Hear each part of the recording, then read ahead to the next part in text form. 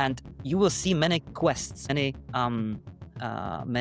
kind of things what you can complete. One of them can be buy beer with Bitcoin, pay for a beer with Bitcoin. And if you do that, the merchant will show you a QR code, and if you scan it, you get a point. Another quest can be meet someone through the networking app. If you do it, you get a point. Another quest can be listen to Jack Mallers' keynote on stage. There will be a hidden QR code. Get the QR code, get a point. And we will have many those kind of challenges across the days and across the whole venue, hidden, and the one who will get most of the points, because we will have a live leaderboard where you will just compete against other people, and you will have a chance to learn about those use cases and compete for a prize. So there will be some mystery boxes on the way. If you collect 21 points, you can come to the info point and exchange the points for some mystery box with some Bitcoin merch and some nice hardware perhaps. And this way we really go into actionability, because I think it's very important, and it's something what we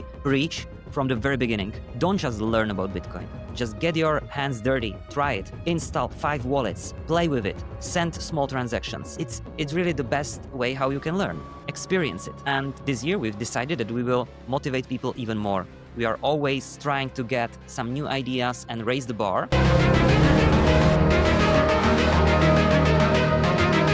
Hello, this is the Bitcoin Libertarian. Our guest today is Mathias Kuchar. He is a fierce Bitcoin maximalist from Czech Republic, championing proof of work, and the co-founder of BTC Prague, Europe's largest Bitcoin conference, set for June 11-13, 2026. He is also founder of ChainCamp CZ, where he is igniting the next wave of Bitcoin educators and innovators. Matyas Feeds is a cypherpunk manifesto rallying against digital ID overreach in 17 countries by urging P2P non-KYC Bitcoin use, drawing fire from Nashville Imagine EF event, and rallying hires to spread the orange pill magic across Europe. From block size war survivor to bridge builder extraordinaire, Matyas lives the mantra buy, hold, sell, replace. Today we will talk about BTC Prague, ChainCamp, CZ, and Bitcoin situation in Czech Republic. Matyas, welcome. Hello everyone, and thank you, Fernando, for such a great intro. You've spent some time researching me. That's good to hear, and everything what you said is true. Excellent. Usually, sometimes I say some things, and the guests say, "No, you need to modify this because I didn't say this." But usually, I like to do a good introduction. I like to know the people who I'm talking about, and it's good for also for my audience to discover who is the guest and what the guest is doing. So, but the first question that I do to everyone is, Matyas, how were you orange pill? Okay, it's a good question. I've got this question already a few times, so I'm ready. And there is always long story and short story.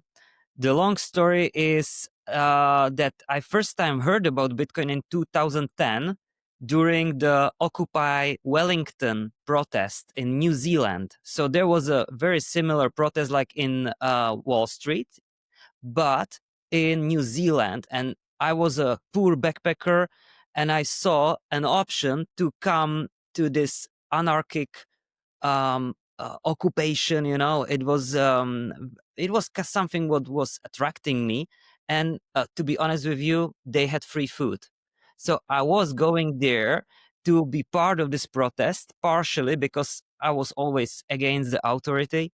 And since the high school, I had always problems whenever authority came to try to tap me. But there was a tent and with big Bitcoin logo. And I was going there, I was listening to libertarians, to anarcho-capitalists speaking about it. So I have this memory of it, but I didn't get it. And fast forward to 2017, I've heard about it before the big pump from several sources. One of them being my brother, the second of them being my friend who was buying some illegal stuff on darknet markets, and I was very curious about it. So I tried to buy it. At that time, it was easy to buy it in in some kind of a tobacco stores. It's called Gecko. So we were buying these vouchers, paying with cash and getting a voucher with non-KYC Bitcoin. So I bought a small portion. The price quickly grew up, probably like 18 times in a few months. And that was the moment when my greed really pushed me into this rabbit hole, and I spent a lot of time just reading books. I remember I've ordered everything, every single book what was available on Amazon in 2018 on crypto, blockchain. There was only, I think, 1 or 2 books on Bitcoin at the time, Saifeddin's book and Digital Gold. And I've read them all in a short period of time, few months. And I just spent so much time because it was fascinating. I went really, really deep down, and it was a lot of work, a lot of wrong ways. I spent a lot of time in crypto and shitcoining, spending money, trying to find the next Bitcoin. And fast forward to 2020, I remember the time when there was a negative price for oil, and Bitcoin went to 3,000. And that, if you remember that, it absolutely crashed the whole market. And I could see my savings in crypto disappearing. And that was the time when I said, enough is enough. From this time, I will be buying only Bitcoin. And that's how I became a Bitcoin maximalist.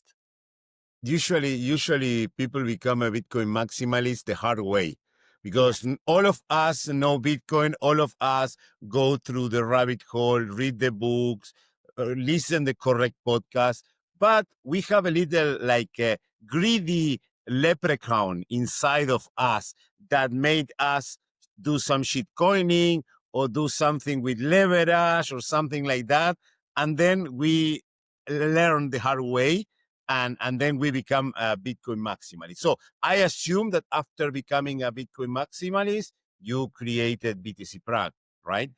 There is a step in between, and that's the ChainCamp. So I used to live in Indonesia at that time, and I was already in 2020. I was already visiting some crypto conferences, and they were all very bad from production and content perspective. And when I was coming back to Czech Republic, always in summer, I spent time with my family, with my brother, Martin, and we were talking about Bitcoin and crypto and thinking about it and figuring out, hey, there is no crypto Bitcoin conference in Czech Republic. Let's start one. And we didn't know that there will be a COVID.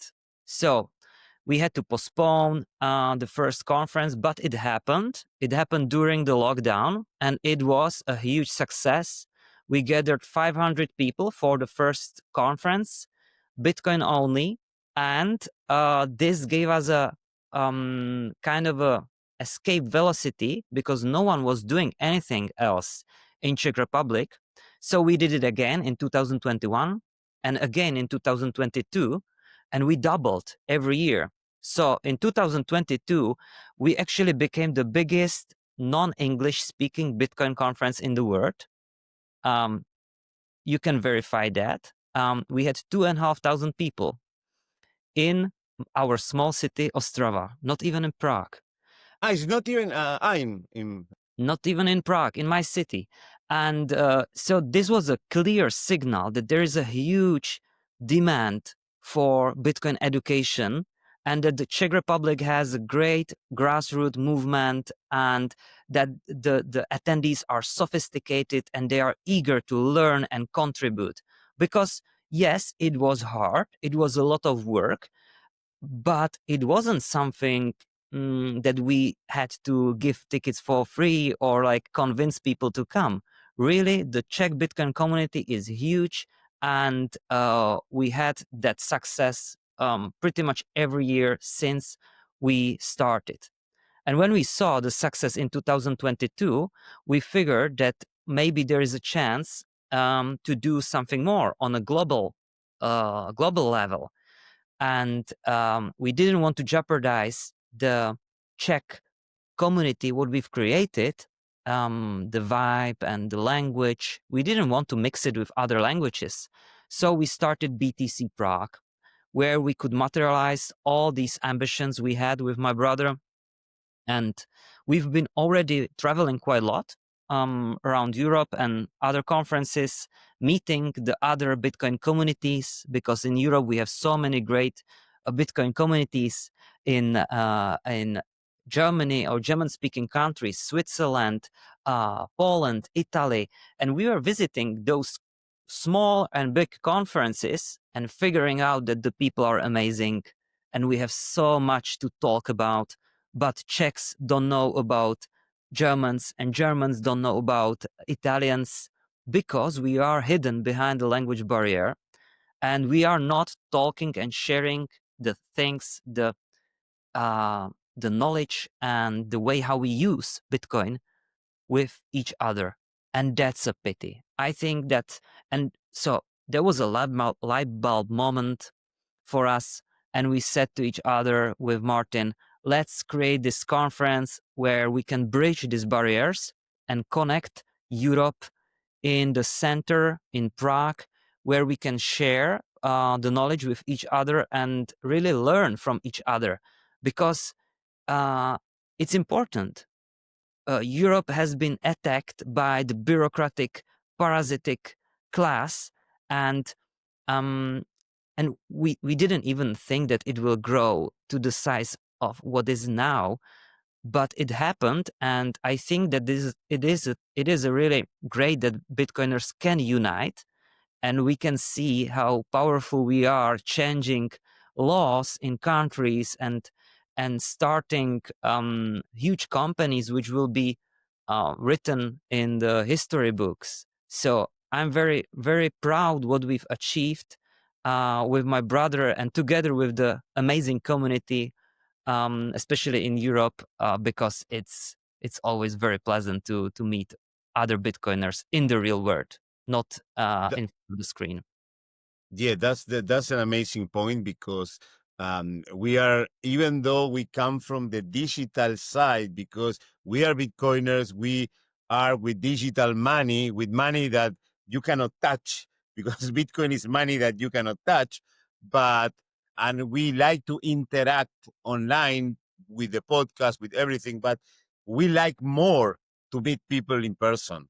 It happened to me this year when was the conference here in Hong Kong. I met a lot of people that I had on my show previously that came to Hong Kong, and was amazing meeting them in person. Now I'm flying next week to Lugano, and I saw in the lineup many people that I know from my podcast, and I will meet there. And of course, after that, I'm flying to Argentina, and I will meet a lot of people from Argentina. That is my home country, Bitcoiners, and will be amazing. And you pointed the need for this kind of Bitcoin education. Do you think that this need or this unfulfilled gap with Bitcoin education is still there? Oh, yes, it is. But I think that people often start to feel comfortable with Bitcoin and how they handle their Bitcoin after some amount of time spent. You usually go, and now I'm just distillating it to the individual level. And that's my perception. After 3 years and after 5 books and few apps and few hardware wallets, you kind of feel confident that you can handle most of the things which are quite difficult from the beginning and hard to grasp. And many people stop learning. And I think that's bad. I think once you stop learning and start feel comfortable, that's a fertile soil for some problem. So we are trying to encourage people to never stop learning.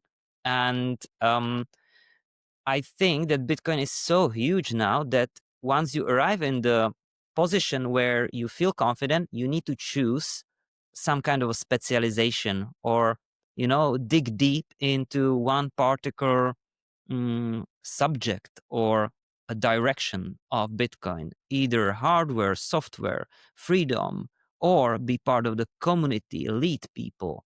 There is always so much to do, and it is a rewarding process. So I think there is a gap. There will always be gap. We are in the very beginning of the adoption phase. Some countries are more penetrated than others. I think the Czech Republic has quite a good adoption, Bitcoin adoption. I would say it's perhaps somewhere between 3 and 10%. Those are the best estimations we can have. And some of the countries are pretty bad, So the world is a huge place, and we need to educate pretty much everyone in the very long term. What do you think that is the biggest part of content that we need to create? We need to create more technical content. We need to create more content for newbies, because in my opinion, for example, I think that we reach a point that mostly every Bitcoiner has a podcast, or either a podcast, or either a newsletter, or either posting on X information, something like that. But what I noticed, and I spoke about this with George Bodin, that now we talk in a campfire among the Bitcoiners. We are talking in a campfire, discussing with Bitcoiners, but I think that we are not creating content for onboarding new people to Bitcoin. Do you agree with that, or do you think I'm wrong? No, I don't think you are wrong, but I think that you are generalizing too much. I think that Bitcoin is beautiful because it's permissionless, decentralized network. Everyone is free to do whatever wants, and if you feel like your mission is to orange pill newbies, just do it. If you think like you want to do an advocacy and orange pill politicians and make sure that there are good laws in legislative so the newbies can benefit from it, good to go. Good luck with that, and I applaud you, because that's something what I don't want to do, but I know it's important, extremely important. If you are a person who thinks that you want to go very deep and you want to educate developers, so we have more people who can read and verify code and contribute either on level layer 1 or layer 2s, that's also something what we need. We need fighters and leaders on all fronts, really. It doesn't, I think that that's what we actually need, really, like go deep into every single direction of Bitcoin. And I think that we, or at least I am thinking about Bitcoin in 4 particular directions. And those are things what I love about Bitcoin. And it's Bitcoin as a money.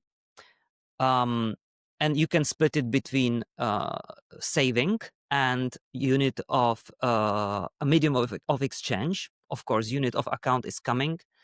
I use Bitcoin as a savings, and also I pay with it. I use Bitcoin as a networking tool.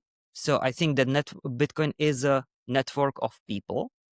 I use Bitcoin as a freedom tool for liberation, and HRF can talk about it very well. And I was sending money to the protest of truckers in Canada, supporting them financially. And Bitcoin is an open source technology where you can develop freely and you can build on foundations which are almost like a common language. Lightning Network, now Nostr. It's amazing what people can do with it. They're developing games, they're developing apps, and you can just do things. So I really love it. It's so amazing, and you can just choose what part of Bitcoin you like once you are in, because you came for money, but you stayed for technology or people who are the best asset on the way. Yes, you nailed it. You nailed it, because most of us, if you ask probably 90% of Bitcoiners came to Bitcoin for money, either to protect their money or to make more money. But then you enter in the rabbit hole and you discover that the rabbit hole has multiple rabbit holes inside. And as Yes. you said, you can approach Bitcoin from the money side, from the saving side, from the spending side, for the freedom, for networking, from developing. Now, it's like there are multiple aspects in the rabbit hole that you can explore and talk about. And I kind of agree with you. Like each of us finds their space on the Bitcoin community. So I think that with the time you find your space, probably there are people who is good developing, probably are people that is good onboarding newbies, probably that there is more people that is better interviewing people who is on a top level on the Bitcoin community. And I like to say that with more of these people, we create a better network, a safer network, because we are all nodes of the Bitcoin network. Yeah. So if you have a podcast, if you are a developer, if you organize a conference, we are all nodes of the Bitcoin network. And tell me about the Prague conference, because I've never been there. So, but I'm sure I will be next year. It's like I want to be next year. Plus, Prague is one of the most beautiful cities I've ever visited, and I want to go back. So, how is the conference structured? Uh, so we have a theme of a conference every year, and this year we are preparing something very special, and it will be a lot of fun. We are preparing an experience to for people to learn all about using Bitcoin. So that's the theme of the conference: use Bitcoin. And I've already mentioned how you can use Bitcoin as a tool of freedom, as money, as a networking tool, and as an open source technology. So we are now developing a gamification, so you can, and I just hope that everything will go well, because it's a big project and we are working on it already for few months, and you are probably the first podcast I'm talking about it. So I just hope that everything will be ready and it will be a lot of fun. And you can imagine, as an attendee, coming to the conference, opening your app in your phone, seeing a map of the venue. It's a huge venue. The conference is 4 day long, 4 stages, expo with 100 companies, outside zone with food, nice weather. And you will see many quests, many kind of things what you can complete. You know, one of them can be buy beer with Bitcoin, pay for a beer with Bitcoin. And if you do that, the merchant will show you a QR code, and if you scan it, you get a point. Another quest can be meet someone through the networking app. If you do it, you get a point. Another quest can be listen to Jack Mallers' keynote on stage. There will be a hidden QR code. Get the QR code, get a point. And we will have many those kind of challenges across the days and across the whole venue, hidden, and the one who will get most of the points, because we will have a live leaderboard where you will just compete against other people, and you will have a chance to learn about those use cases and compete for a prize. So there will be some mystery boxes on the way. If you collect 21 points, you can come to the info point and exchange the points for some mystery box with some Bitcoin merch and some nice hardware perhaps. And this way we really go into actionability, because that's, I think it's very important, and it's something what we preach from the very beginning. Don't just learn about Bitcoin, just get your hands dirty, try it, install 5 wallets, play with it, send small transactions. uh, it's really the best way how you can learn. Experience it. And this year we've decided that we will motivate people even more. We are always trying to get some new ideas and raise the bar. And it's hard, to be honest with you. It's hard to figure out a new theme and new fun ways for the community every year. But this year, I think we got it, and I'm very excited for this year, because it's something what is essential for Bitcoin. Bitcoin can be only hodl. It's not only hodl. And unfortunately, sometimes it seems like for many people it's enough. But for me, and I don't want to judge others, you can use Bitcoin as you wish. But you are missing a lot of great things and points on Bitcoin if you just hodl. Yes, and also I think I am an advocate for both. I think you must hold, and you have to have Bitcoin on chain and never sell and never do crazy stuff with your Bitcoin like trading or leverage or whatever. But another good thing is to spend. I like spending Bitcoin. So I have my Lightning wallet that when I got some SAPs from Noster, or some people send me some sats after the podcast or whatever, or some jobs that I can do and I get paid in sats, I like use these sats that I get from the community. I like to use back in the community. So That's every great. time I go to a conference, I pay with Bitcoin. Every time, for example, I found here in Hong Kong, there is a coffee shop that they accept Bitcoin. So I go and I pay with Bitcoin, because I think that this is also important. It's important to hold, and it's important to make it circulate. It is. The circulation is very important, and in a white paper, it's written down. It is peer-to-peer electronic cash. I think if we only hodl, we win only half time, and I think that this introduces a risk of Bitcoin being captured. Imagine that all Bitcoin is held by ATFs and Bitcoin treasury companies who never sell, never move. It will become like a gold. So I think we are not there yet, but there is a point of no return somewhere in the future. And I think that, and I like spending Bitcoin. Of course, you don't spend Bitcoin if you don't, if you didn't hold it before, that's the important part. Buy, hodl, spend, replace. And in Czech, we have so many great ways how to spend Bitcoin. Like, you can live on Bitcoin easily, and many people do that. They use Bitcoin back lending, and if you are smart about it, it's very effective way how to live, to sometimes spend Bitcoin or use Bitcoin in a different way than just hodl it forever on your hardware wallet.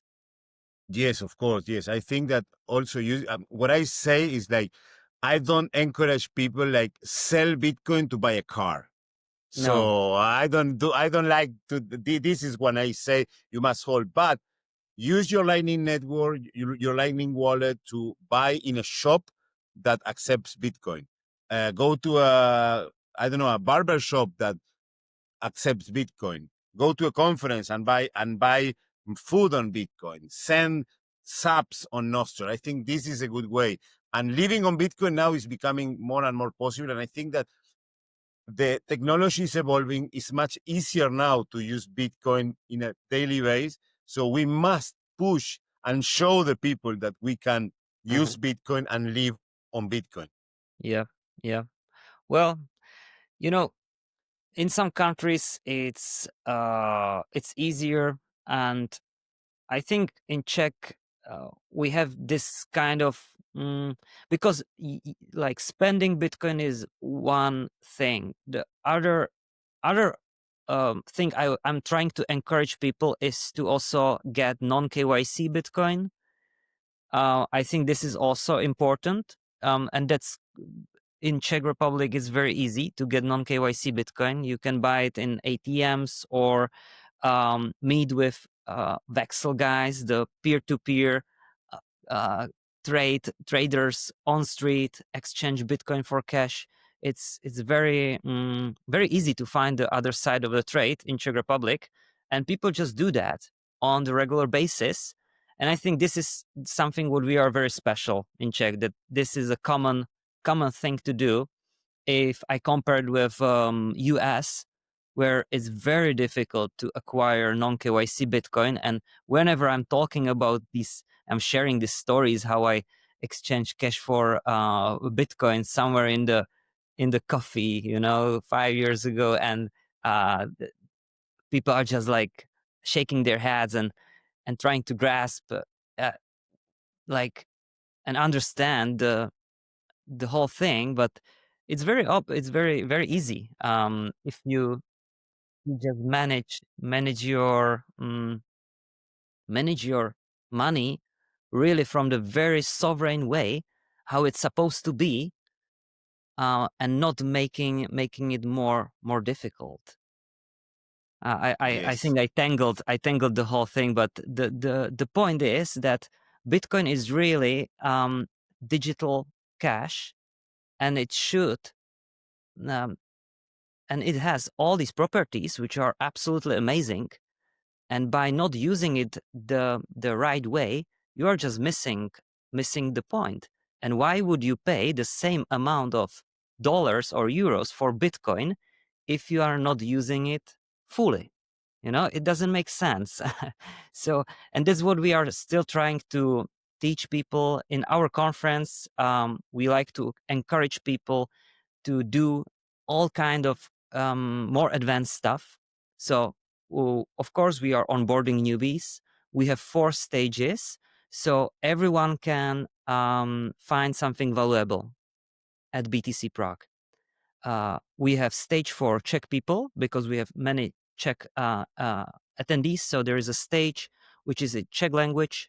Then there is an expo stage which is in English, and it's more focused on onboarding newbies. Then we have a main stage which is in English, and it's more advanced, I would say, but not absolutely mind-boggling even for newbies. And then we have a VIP stage which is not recorded, and it's very intimate, only for like 40, 50 people.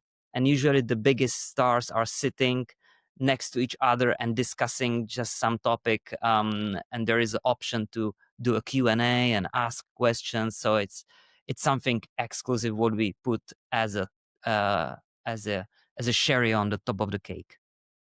But the VIP, anyone can enter. The only thing is that it's not recorded.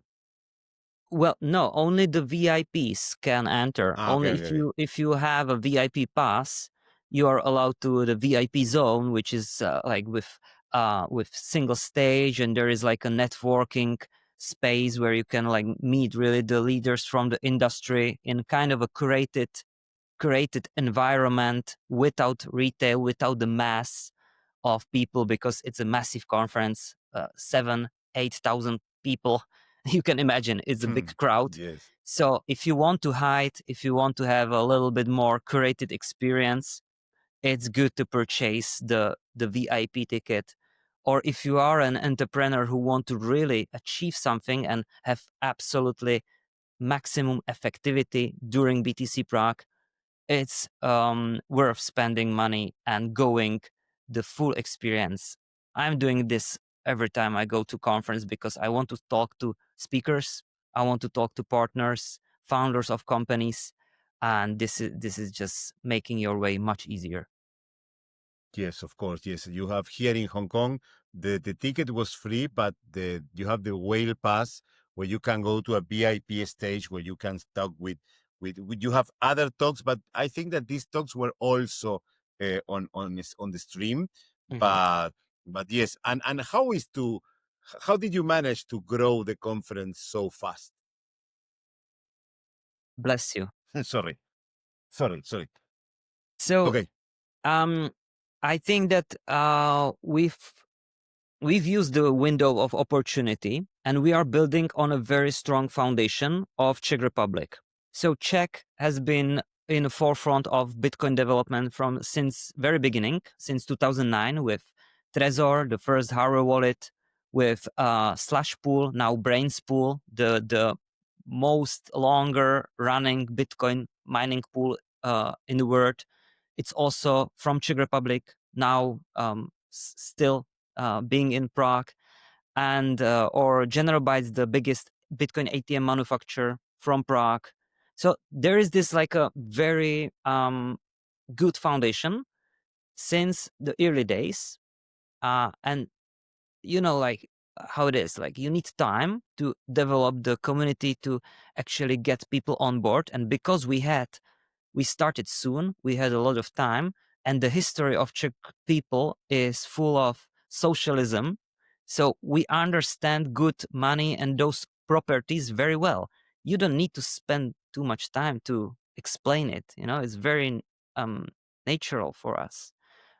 So I think this gave us the escape velocity from the beginning, and then because we had a great mission and we've curated the space and the partners and the program very carefully. We never let any shitcoiners in, and not even slide like blockchainy Web3 buzzwords in.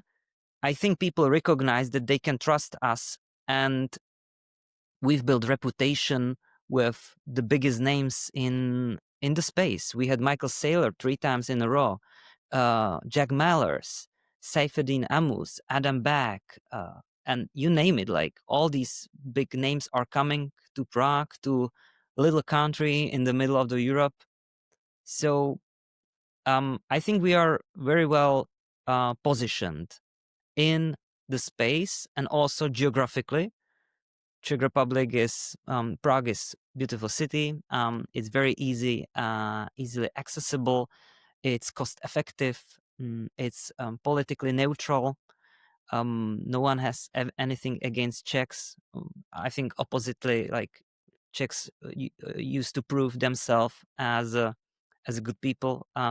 And I think those are factors which plays for us. And in Europe, pretty much we are the biggest and more like massive event. There are smaller events, but we are the one. And if you are European Bitcoiner, you want to see big stars, you only find them at BTC Prague. And you said that you don't let, of course, enter shitcoining. What is the limit? For example, because here in the Bitcoin conference, Hong Kong was full of shitcoining. For example, there was full of Chinese people, Chinese companies that help to list your coin in an exchange. And I was approached by a girl and said, do you want us to list your coin in an exchange? And I say, what the fuck? I don't have any fucking coin. This is a shit coin. And there was a lot of shit coining, but there was also this that for runes are ordinals. Do you accept them No. in the conference? You know. No. Excellent. No. Excellent. No runes, no ordinals. Since the very beginning, I think 2024, we had Giacomo Zucco on the main stage. Ordinals are retarded. You know, I'm pissed if someone can call this art. This is not an art. It has nothing to do with art. It's a spam. I think it doesn't belong on the main chain. It's an insult to such a great idea as a Bitcoin, and it will never. Or no, I would say never. Okay, if we find actually a very good use case and if it will be here in 10 years, maybe I'll change my mind. Yeah, but for example, they have a lot of. I remember I was invited to that part of the conference that was outside the Bitcoin conference, and they were promoting meme coins, but meme coins on the Bitcoin network, on the Bitcoin blockchain. So what the fuck? It's like I agree with you 100%. No, it's, you know, I think that we are creating something really interesting here with Bitcoin. It's a movement for better future. We are in the beginning of a quantum leap into different civilization with much higher productivity rate. And together with AI and robotics and few other like genomics, we can really go from 3-4% GDP to 12, 10, 12. There is no space for fucking meme coins. Sorry for my French, Of course. It's a serious project. It's a serious project, serious technology. Don't pollute it with those like funny and scammy things. I mean, this is like really ridiculous, and it's taking down the seriousness of the whole project. If you, as an outsider or as a newbie, start to like learning about Bitcoin as the best money and Bitcoin network as like the best decentralized, trustless network in the world, and now you see some stupid, ugly Yeah, pictures. I got some gifts that are like dogs, like dog plushies that they were offering in that conference. But yeah, I agree with you.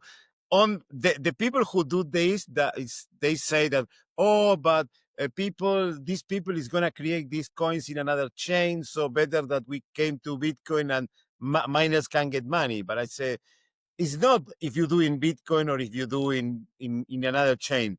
It's a shitcoin. It has no use. The NFTs has no use. A meme coin has no use. And as you said, we are building something that is going to change Mhm, humanity.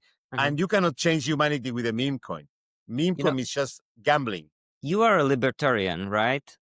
Yes, And I think that from the libertarian point of view, I think everyone should be able to do whatever they want unless they are harming others, right?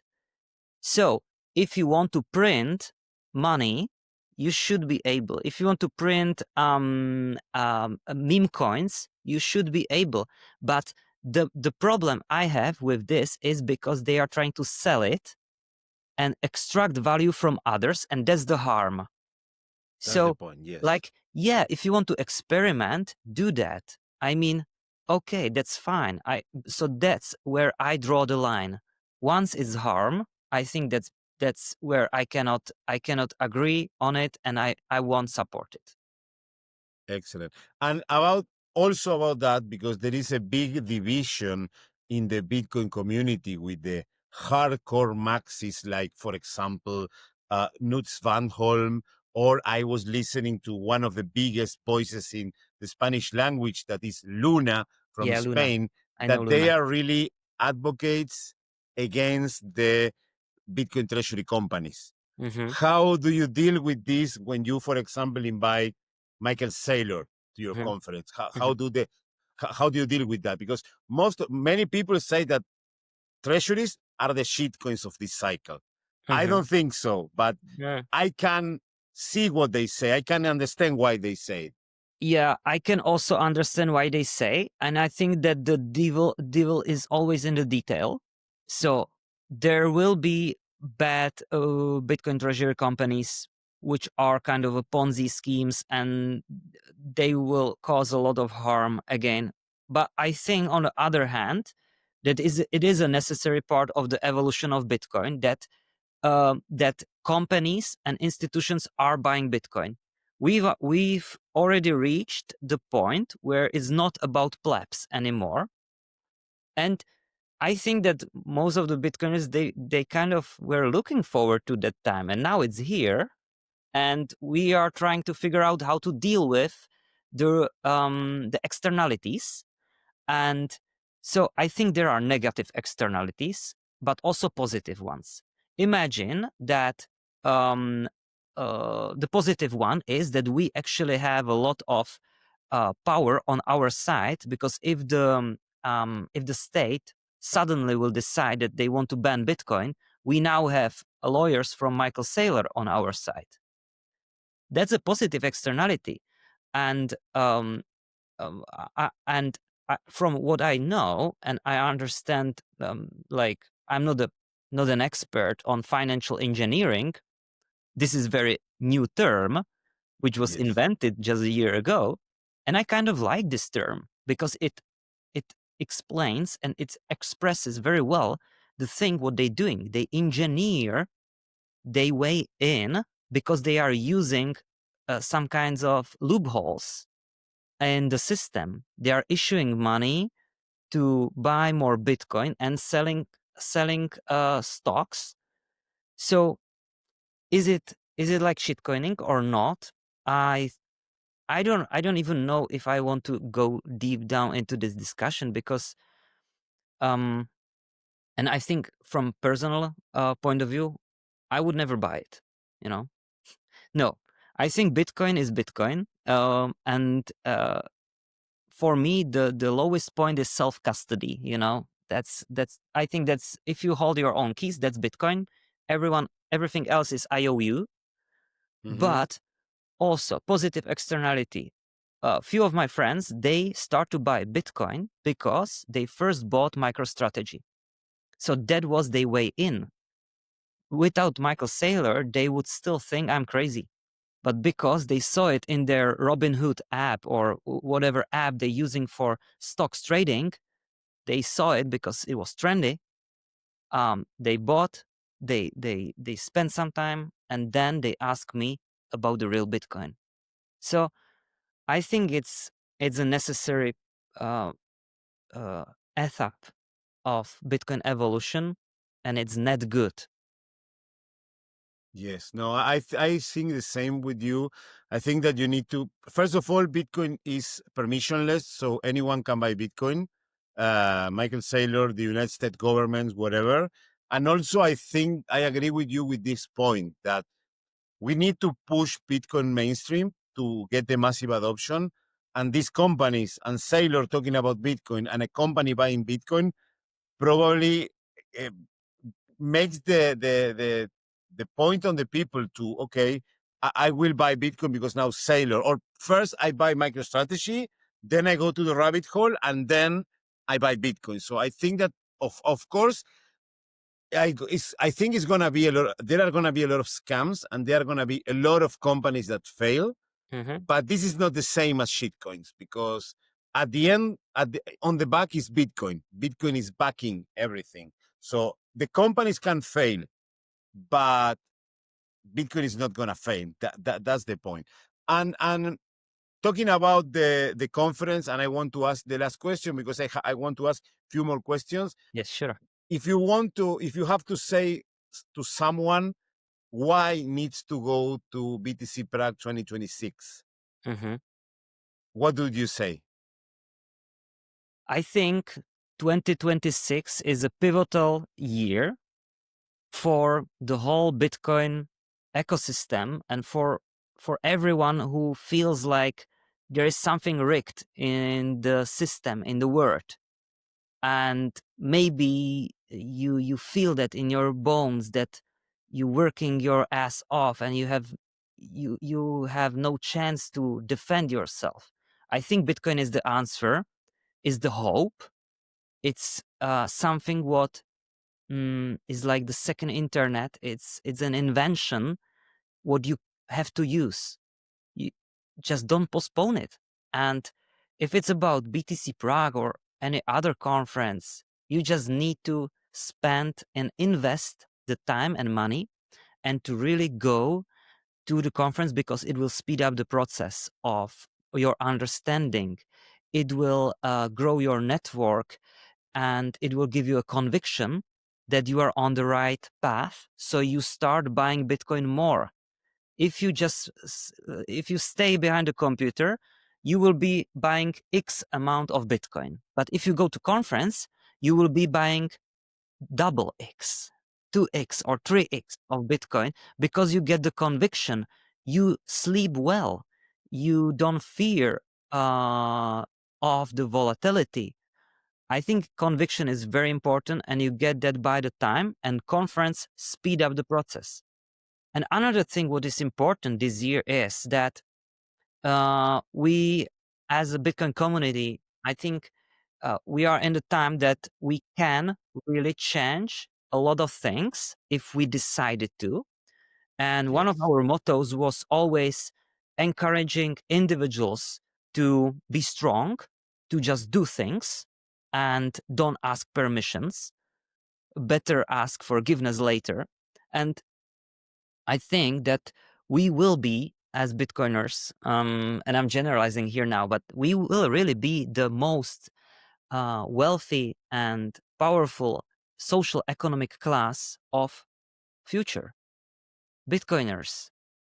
And I think that it's better if we start realizing that now and start already building the future, what we want to see.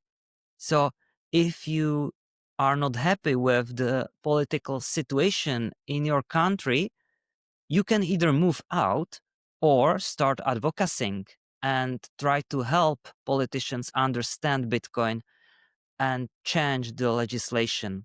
We have a great example here from Czech Republic. We just passed the law of no capital gains taxes after holding Bitcoin for 3 years. And this is something absolutely amazing, and many people benefit from this legislation. And I was there when few people drafted this on a piece of paper 3 years ago, and I was telling them, "Hey guys, you are very ambitious, and this is not gonna happen. Good luck with that." But you know what happened? They did it. You know, 3 Yes. individuals, and they really put down together a conference in a parliament. They've lobbied, and they've organized the whole Bitcoin community in Czech Republic to send letters to officials and to tag people on X. We made a drama about it, and actually we won. The law was voted for unitarily. There was no one voting against it. And this example can prove to me that it's possible. And if this is possible on a local level in Czech Republic, then it's possible everywhere else. It might be harder, of course. Some countries are not that pro Bitcoin, but it's possible. And I think that now is the time we really think big and don't feel threatened. And we really need to feel powerful because we are. And it's time to say stop. It's time to say no more nanny state, no more bureaucracy, no more inflation, no more surveillance. It's time to start acting as a sovereign and take our freedom back, because we are not reinventing something new.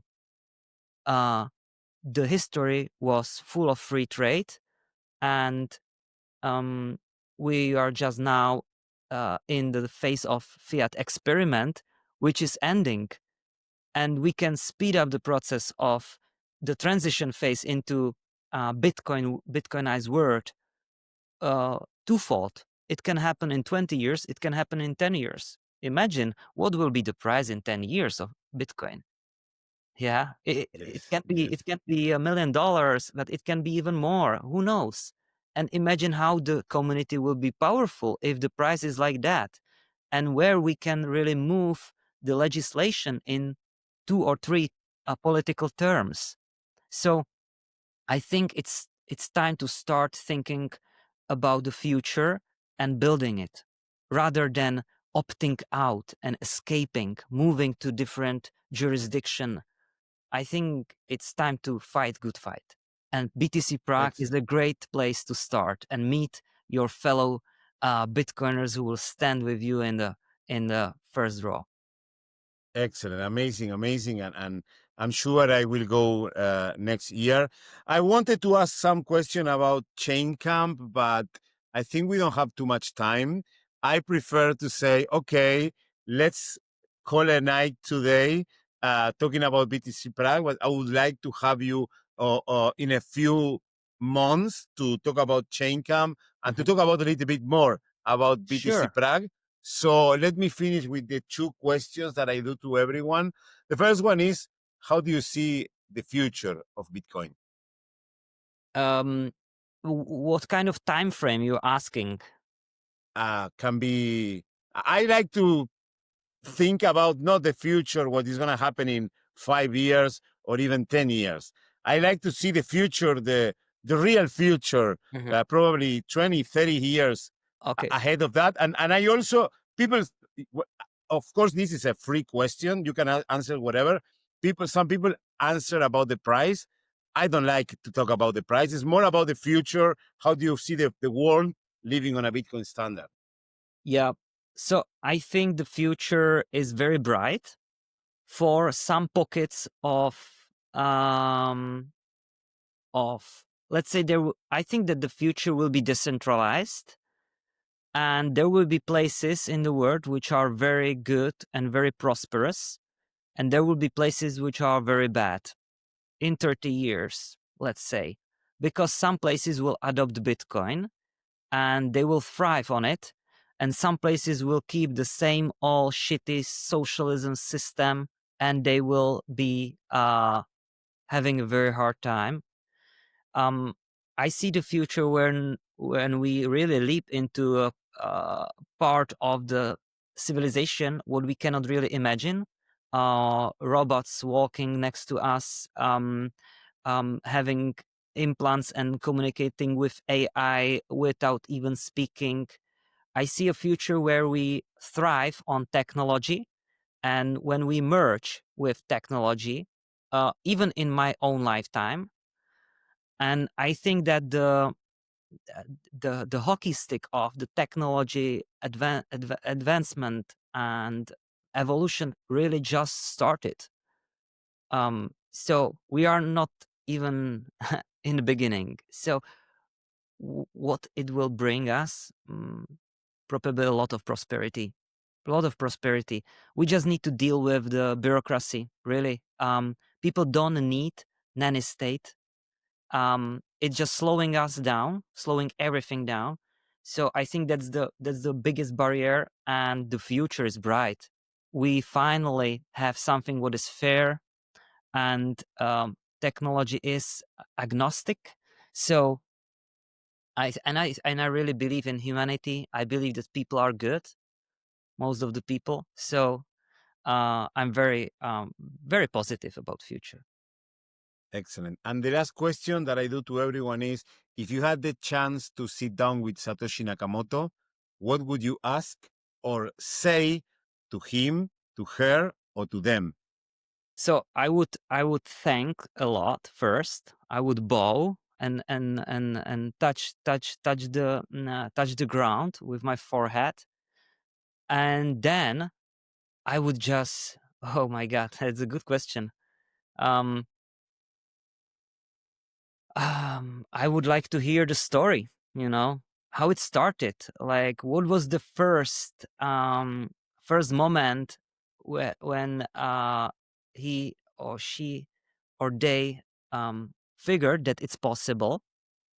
And the cypherpunk history is clearly showing that it was an evolution. It wasn't from nowhere, right? Um, but I would be very curious about the multidisciplinary connection. How is that possible?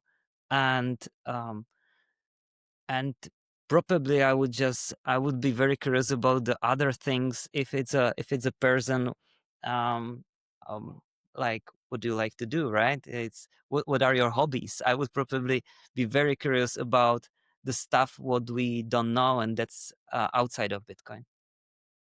And one of the things that I always say is probably, I have many theories about Satoshi. Sometimes I think that it's a group of people. Sometimes I think that it's a time traveler or someone from an extra dimension space. Because again, it's super to create this and to work perfectly. You must be a genius. But sometimes I say probably, I don't know if you heard about the Occam's sword. I think that is this theory that says that when you have a theory, the solution is the simplest one, is the most obvious one.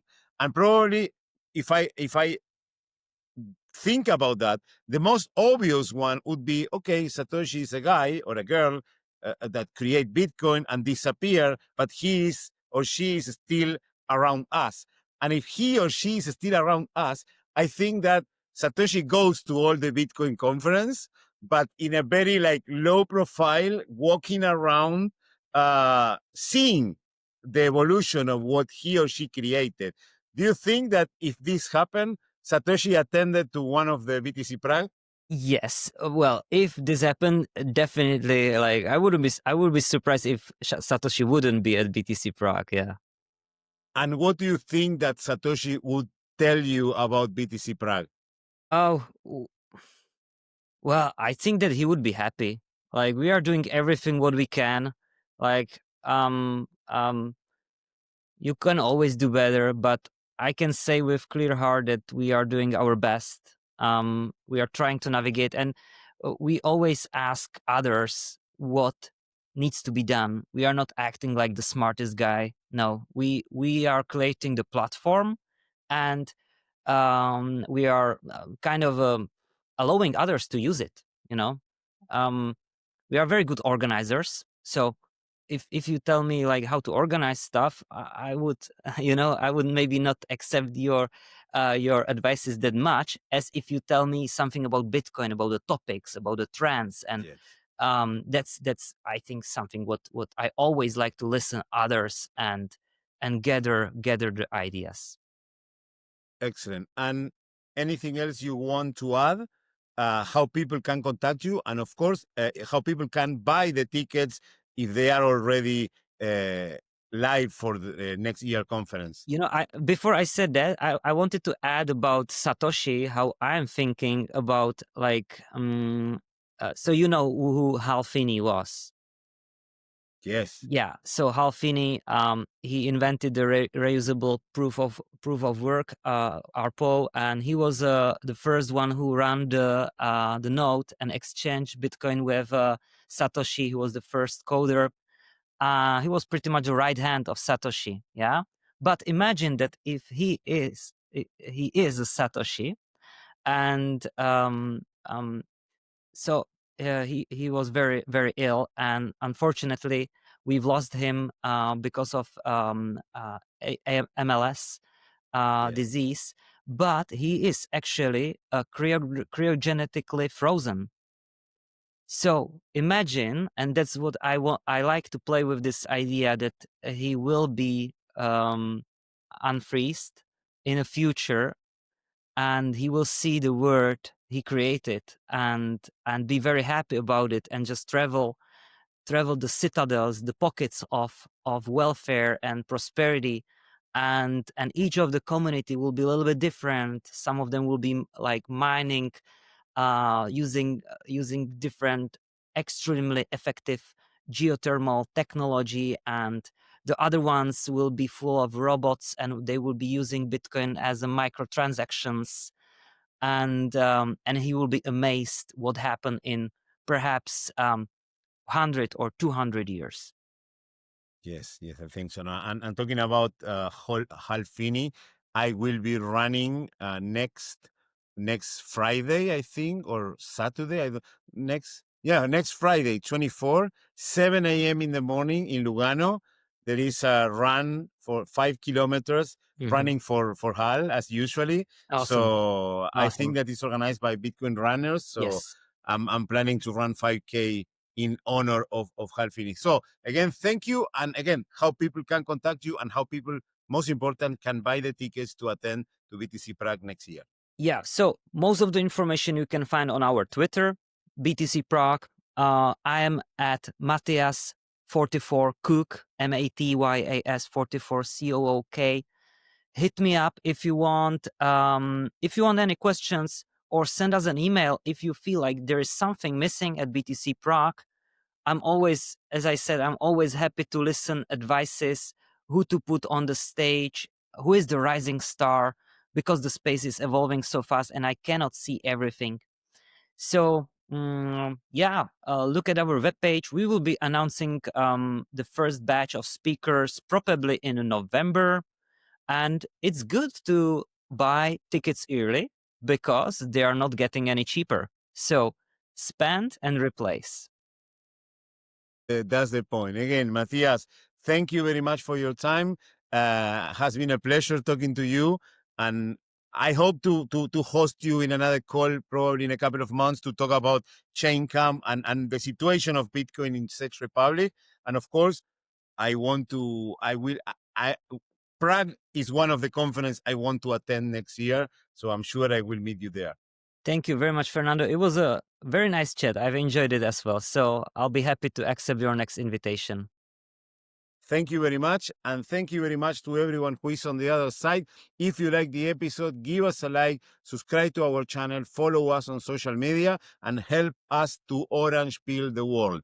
Share this episode with the people you love. Share this episode with the people you hate, because we must reach 8 billion people and give them the orange peel. See you in the next episode of our podcast. Stay humble, stack sats, and remember, we are all Satoshi.